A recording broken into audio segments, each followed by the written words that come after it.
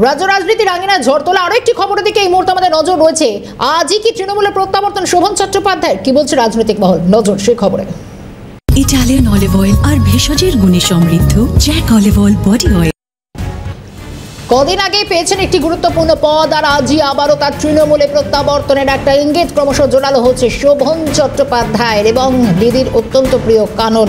সঙ্গে ফিরতে পারেন বৈশাখী বন্দ্যোপাধ্যায়। দুপুর 3টে তৃণমূল ভবনে যোগদানের সম্ভাবনা আবারও জোরালো হচ্ছে এবং একাধিকবার যে দলবদল এবং তারপর বারবার তৃণমূলে প্রত্যাবর্তনের ইঙ্গিত জোরালো হয়েছে।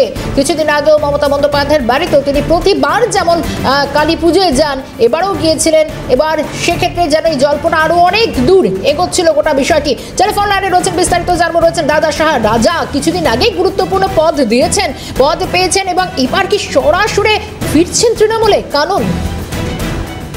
দেখো, যেটা মনে করা হচ্ছে যে কানন আবারও কিন্তু তৃণমূলে ফিরতে চলেছেন। তার কারণ আমরা দেখতে পেয়েছি যে মুখ্যমন্ত্রী মমতা বন্দ্যোপাধ্যায় তৃণমূল নেত্রী মমতা বন্দ্যোপাধ্যায়ের সঙ্গে দীর্ঘ বৈঠক এবং তারপর এনকেডি এর মতো যে গুরুত্বপূর্ণ পদ, সেই গুরুত্বপূর্ণ পদের চেয়ারম্যান হিসেবে একেবারে শোভন চট্টোপাধ্যায়কে মুখ ফেরানো, সেটা ছিল একটা মূল স্রোতে ফেরানোর একটা ইঙ্গিত। যেটা মনে করা হচ্ছে সেই শোভন চট্টোপাধ্যায়ের হাতে অফিসিয়ালি দলীয় পতাকা তুলে দেওয়া হতে পারে আজকে, যেটা সূত্র মারফত খবর পাওয়া যাচ্ছে। বিকেল 3টের সময় রাজ্যের গুরুত্বপূর্ণ মন্ত্রী অরূপ বিশ্বাস এবং একই সঙ্গে তোমাকে জানাই যে তৃণমূল কংগ্রেস রাজ্য সভাপতি সুব্রত বক্সির উপস্থিতিতে এই গুরুত্বপূর্ণ কাজটি, অর্থাৎ পুরনো শোভন তিনি আবার দলে ফিরতে চলছেন বলে আমরা এখনো পর্যন্ত সূত্র মারফত জানতে পারছি।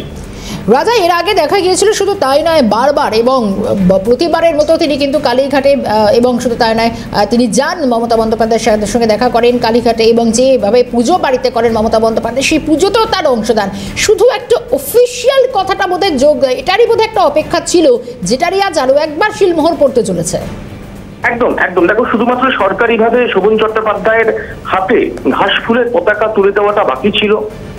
যেটা মনে করা হচ্ছে সম্ভবত আজকেই শোভন চট্টোপাধ্যায় ফিরতে পারেন তৃণমূল কংগ্রেসে এবং আজকেই অফিসিয়ালি যোগদান করতে পারেন শোভন চট্টোপাধ্যায়, এবং তার সঙ্গে বৈশাখী বন্দ্যোপাধ্যায় তিনি আজকে তৃণমূলে যোগদান করতে পারেন বলে আমরা এখনো পর্যন্ত সূত্র মারফত জানতে পারছি। রাজা, এক্ষেত্রে আরো একটা প্রশ্ন রাখি তোমার কাছে, তা হচ্ছে যে খুব স্বাভাবিকভাবেই মমতা বন্দ্যোপাধ্যায়ের সঙ্গে, বা বলা যায় যদি দিদির সঙ্গে কাননের সম্পর্ক, সেটা রাজনীতির অলিন্দের বাইরেও বহুবার সেটা একেবারেই একটা আলাদা জায়গায়, যেটা বারবার কিন্তু শোভন চট্টোপাধ্যায় যখন মমতা বন্দ্যোপাধ্যায়ের সঙ্গে দেখা করতে যান, দিদির জন্য উপহার নিয়ে যান, সেটা বারবার কিন্তু সামনে এসে। এবার বিষয় হচ্ছে ভোটের আগে আজ যদি এই যোগদান পাকাপাকি হয়েই যায়, সেটা কতটা গুরুত্বপূর্ণ, রাজনীতির কারবারিরা কি মনে করছেন?